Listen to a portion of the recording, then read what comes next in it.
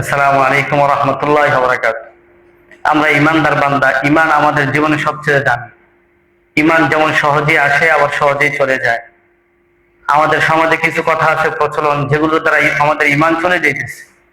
ওইরকম একটা কথা হলো money is the second god, অর্থাৎ টাকাই হলো দ্বিতীয় খোদা। এই ধরনের কথা যদি কেউ বলে, তাহলে ফুকায়ে কেরাম বলেন, কেউ যদি বিশ্বাসের সাথে এই কথা বলে তাহলে তার ঈমান চলে যাবে, মাআযাল্লাহ।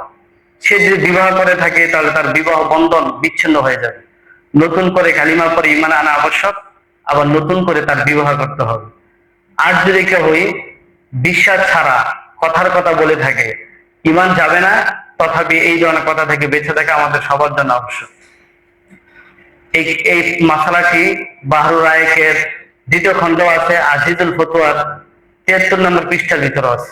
আমরা যারা চাই দেখে নিতে পারি ইনশাআল্লাহ।